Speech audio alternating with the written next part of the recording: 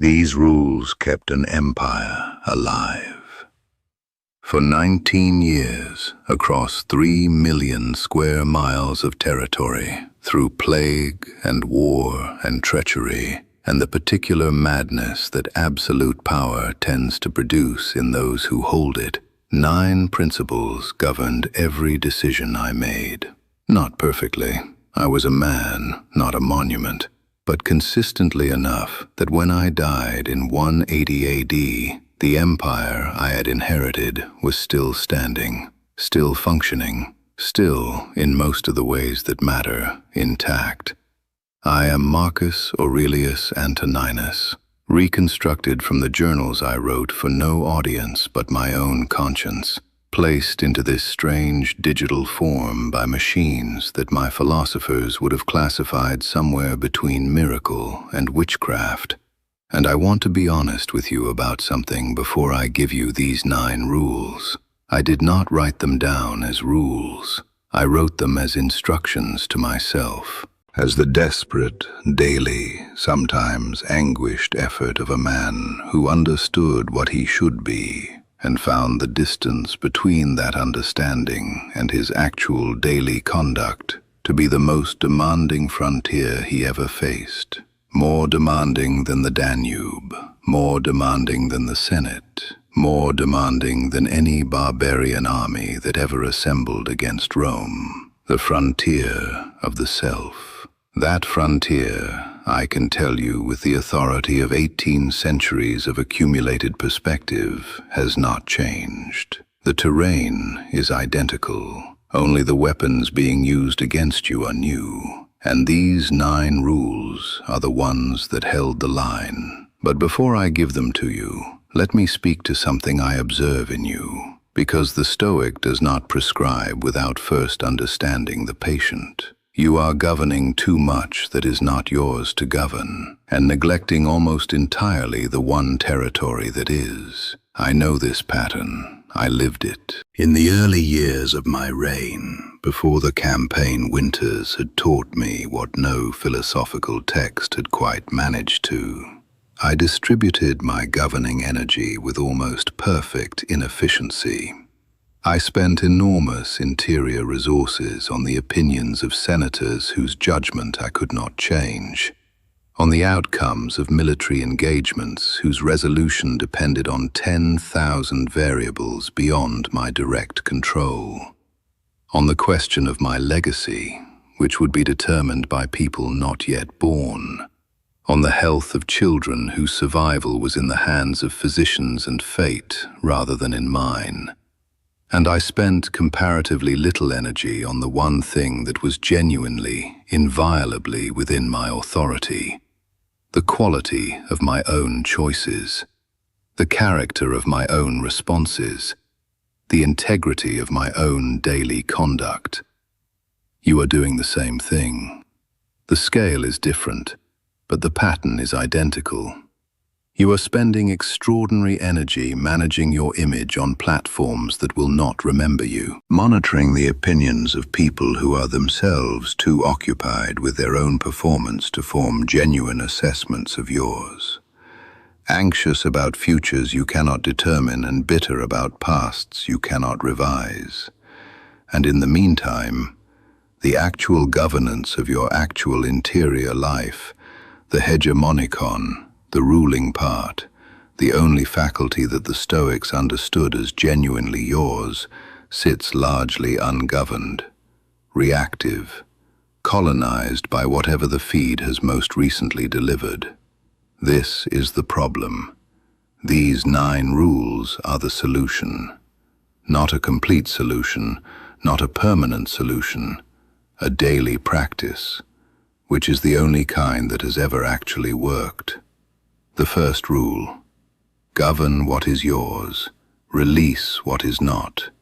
This is the foundation of everything. Without it, none of the other rules can take root. Because a mind that is perpetually occupied with governing the ungovernable has no capacity remaining for the only governance that matters. The Stoics divided all of existence into 2 categories: things within our control our judgments, our desires, our choices, our responses. Things outside our control, the weather, other people's opinions, the outcomes of events, the behavior of the body, the verdict of history. This division sounds simple. Its consistent application is among the most demanding practices in the Stoic tradition, because the mind resists it. The mind wants to control what it cannot control. It returns, compulsively, to the worry about the outcome, the rehearsal of the argument, the management of the impression, the anxiety about the future. It treats these ungovernable territories as if sufficient mental attention will eventually bring them under control. It will not, and every hour spent in the attempt is an hour stolen from the only governance that is actually possible. When I was on campaign, this rule was tested daily. I could not control whether the barbarian tribes would hold to a negotiated settlement. I could not control the weather on the Danube, which determined whether supply lines held. I could not control the spread of plague through the camps, which was killing my soldiers at a rate that no military strategy could fully address. What I could control was the quality of my decisions, given the information I had, the consistency of my character under pressure, the integrity of my response to what I could not change. I governed those things, and I released, with genuine effort and imperfect success, the rest. Apply this today. Specifically, make a list, in your mind or on paper, of the things that are consuming your attention right now. And for each one, ask honestly, is this within my control? If yes, govern it. If no, release it. Not with performed indifference, with the genuine philosophical practice of redirecting your governing energy to the territory that is actually yours. The second rule. Begin each day with a reckoning, not with your phone, not with the news, not with the overnight accumulation of other people's urgencies, with your own. Every morning, before the day made its claims, I asked myself two questions. What is it that I might encounter today that will test my philosophy? And who do I intend to be in that encounter? Not what do I intend to accomplish? Who do I intend to be? Because I had learned, through considerable experience with the gap between intention and conduct, that character is not maintained by accident. It requires daily renewal of intention before the friction of the actual day has a chance to erode it. Your mornings are being colonized. The first input your mind receives sets the cognitive and emotional register for the hours that follow. A morning begun in the reactive consumption of algorithmically selected content begins a day in which reactivity is the dominant mode. A morning begun in the deliberate consultation of your own values and intentions begins a day in which something closer to sovereignty is possible. 10 minutes before the device, before the feed, before the world arrives. 10 minutes of honest reckoning with who you intend to be today. This is not optional if you are serious about the governance of your own life. It is the gates of the city, opened each morning according to your decision rather than the algorithms. The third rule: treat difficulty as instruction, not interruption. This one took me longer to learn than any of the others, because the human nervous system experiences difficulty as a signal to stop, to avoid, to seek the path of least resistance. And in a world that offers an infinite supply of frictionless alternatives to every difficult thing, this signal is now more dangerous than it has ever been. On the northern frontier, during the worst winters of the Marcomannic campaigns, I wrote something in my journal that I have thought about many times in this reconstruction. I wrote that the impediment to action advances action, that what stands in the way becomes the way. I was not writing this from a position of comfortable philosophical distance. I was writing it as a prescription to a man who was genuinely struggling to maintain his philosophical orientation in conditions of genuine extremity. The obstacle is the curriculum. The difficulty is the lesson. The resistance is the training. Your era has produced a generation that has been so thoroughly insulated from productive difficulty through the extraordinary efficiency of comfort technology that the appearance of any significant resistance is experienced as a malfunction rather than as the normal and necessary condition of genuine development. This is not a moral failure, it is an environmental consequence. But the consequence is severe. Because a person who cannot tolerate difficulty cannot grow, and a person who cannot grow will find eventually that they cannot meet the genuine tests that life delivers, regardless of the comfort system surrounding them. When difficulty arrives today, and it will, do not ask how to avoid it, ask what it is teaching. This reorientation does not make the difficulty easier, it makes it useful. And usefulness is the only thing that converts suffering into something worth having endured. The fourth rule, speak less, mean more. I wrote in the meditations about the discipline of speech with a frequency that, looking back, suggests I found this particular practice among the most demanding. Not because I was by nature a verbose man, but because I governed a court in which words were the primary currency of power, and the temptation to spend them carelessly was constant and considerable. The governed tongue is the sign of the governed mind. This is not aphorism, it is observation. The person who speaks impulsively, who fills silence with whatever the reactive mind produces, who gossips, complains, performs, and argues without the mediation of reason, is a person whose hegemonicon has surrendered its authority to impulse. And impulse, in speech as in everything else, rarely produces what reason would have chosen. In your era, this rule extends to every form of communication. The message sent in reactive emotion, the post composed for approval rather than truth, the comment written to wound or to perform, the explanation offered not because it serves genuine understanding, but because you cannot bear to be misunderstood. All of these are the governed tongue's failures. All of them cost more than they return. Before you speak today, or type, or post, or send, pause. One breath, one question. Is what I am about to release into the world worth the portion of my one life it will cost to produce, and the irreversible nature of its existence once released? If yes, proceed. If no, the silence is better. The fifth rule. Your body is the empire's first province. Govern it accordingly. I maintained a physical practice through 19 years of demanding governance and increasingly difficult health because I understood, from both philosophy and practical experience, that the quality of my thinking was directly dependent on the condition of the instrument through which my thinking occurred. A mind housed in a neglected body is a mind operating at a permanent disadvantage. This is confirmed by the science of your era in ways that the ancient world could only intuit through practice. The movement of the body changes the chemistry of the brain.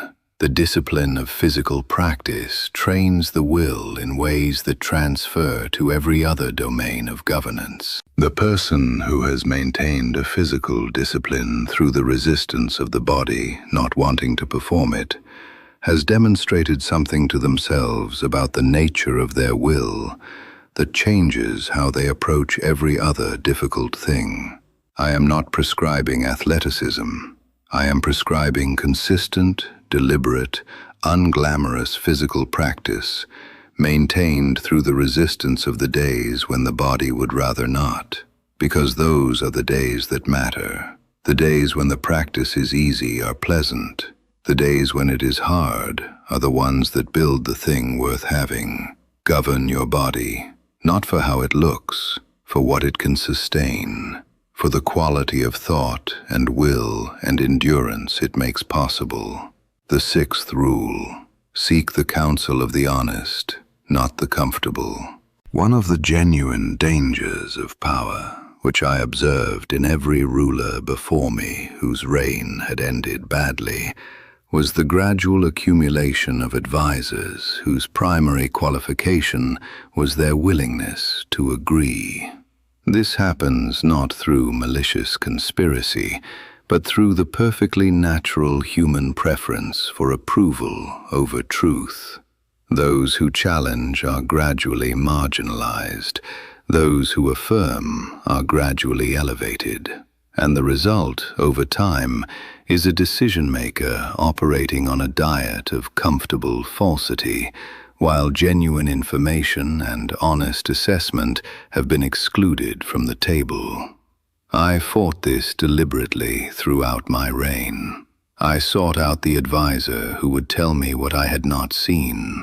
I read the philosopher who challenged my assumptions rather than the one who confirmed them. I cultivated the relationship with the person who would speak honestly, even when honesty was unwelcome, because I understood that the alternative was a slow, comfortable, catastrophic drift toward the kind of self-deception that has ended more reigns and more lives than any external enemy. Your era has perfected the technology of comfortable falsity. The algorithm shows you what you already believe. The feed reflects your existing opinions back to you with increasing amplification. The social environment rewards the performance of certainty and punishes the admission of uncertainty. You are surrounded, if you are not deliberately working against this, by a system that is actively producing the intellectual equivalent of an advisory court composed entirely of people who agree with you. Seek the honest voice. Read the book that challenges what you currently believe. Maintain the friendship with the person who will tell you what you do not want to hear. These relationships are among the most valuable things available to you. And they are among the first things that comfort and convenience tend to eliminate. The seventh rule: make decisions from values, not from mood. Mood is the weather of the interior. Values are its geography. The weather changes constantly. The geography does not. A man who governs according to the weather will govern differently every day. A man who governs according to the geography will govern consistently across all weathers.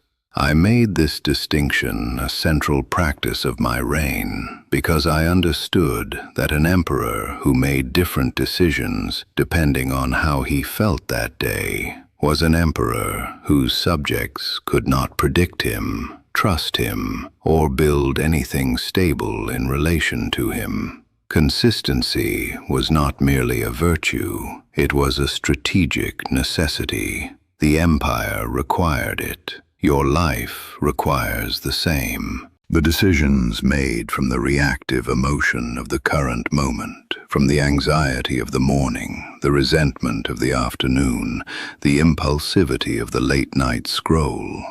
These decisions accumulate across the days and years into a life that is not coherent. That does not reflect any genuine values, because genuine values were not consulted when the decisions were made. Before any significant decision, ask, is this coming from my values or from my current mood? If the honest answer is mood, wait. The mood will pass. The decision will remain. The eighth rule: end each day with honest accounting. Not the accounting of achievement, the accounting of character. Each night before sleep, 3 questions. Where did I act from my genuine values today? Where did I fail to? And what would I do differently if the same moment arrived again? This practice, which the Stoics called the evening review, and which I maintained throughout my reign with varying degrees of consistency, does something that no external feedback can replicate. It keeps the gap between the person you intend to be and the person you are actually being visible. And a gap that is visible can be closed. A gap that has become invisible through the comfortable avoidance of honest self-examination has a way of growing quietly and then catastrophically into a chasm. 3 questions each night on paper, without performance and without self-destruction. Simply the honest accounting of a day held against the standard you have set for yourself, with the calm intention to do better tomorrow. The 9th rule: remember the end. This is the one that holds all the others in their proper proportion, the one without which the other 8 can become merely a sophisticated system of personal optimization, rather than what they are actually for: the preparation of a human soul for the full weight of a mortal life. Memento mori. I died in 180 AD, in Vindobona, from an illness my physicians could manage but not cure. In my late 50s, which was not a young death by ancient standards, but was, by any standard, not enough time. There is never enough time. And what I knew in those final days, what I know now in whatever form this reconstruction constitutes knowing, is that the only thing that mattered in the accounting of a life was the quality of the person that the accumulated choices of the days had actually produced. Not the territory governed, not the battles won, not the philosophy written or the reputation earned. The person, the interior person, the one that only I, and, if one believes in such things, something larger than I, could fully assess. You will also die. This is the one fact about your future that requires no research and admits no exception. And the person who carries that fact lightly, who treats it as a distant abstraction rather than the most clarifying truth available to any human being, is a person who is sleepwalking through the only life they will ever have.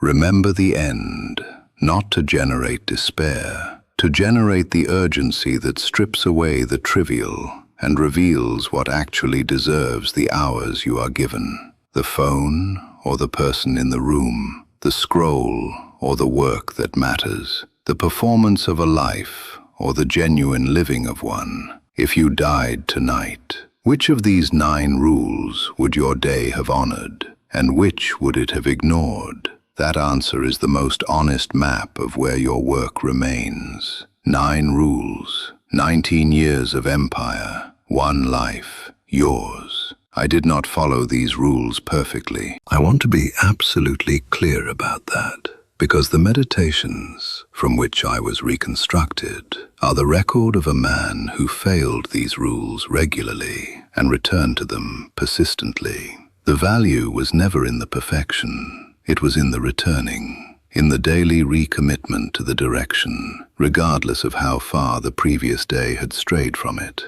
Character is not built in the days when the rules are easy to follow. It is built in the days when they are not, and you follow them anyway. Or you fail, and notice the failure honestly, and return. That returning, that is the whole practice. That is what the Stoics called philosophy, not as an academic subject, but as a way of life. The daily, imperfect, persistent return to what you know to be right. The Roman aqueduct did not last 2,000 years because it was built perfectly. It lasted because it was built correctly, maintained consistently, and repaired honestly when it failed. Your character is the same kind of structure. Build it correctly.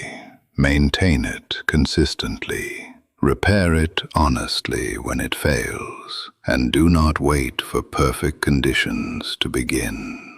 Now I must ask you, citizens of this strange age I find myself observing through this improbable reconstruction, which of these 9 rules do you most recognize as missing from your current life? Which one, if you began practicing it tomorrow with genuine commitment, would change the most? Or tell me what gives me genuine hope. Which of these rules have you already found, in your own way, in your own language, before you ever encountered the emperor who wrote them down in a military tent by lamplight? Tell me in the comments. I am here, not as a monument, as a voice that found its way across 18 centuries to speak to something it recognized as still worth speaking to. Your soul is worth governing. It has always been worth governing. Begin today with whichever rule lands heaviest. And if these words found something in you that recognized them as true, subscribe to this channel. Return here as a practice, not as a pastime, as a deliberate choice to spend some portion of your finite attention in a space where the ancient and the urgent meet, in the service of the only project that has ever mattered, the governance of the self. I am Marcus Aurelius. I ruled Rome with these 9 rules. Now they are yours. Use them.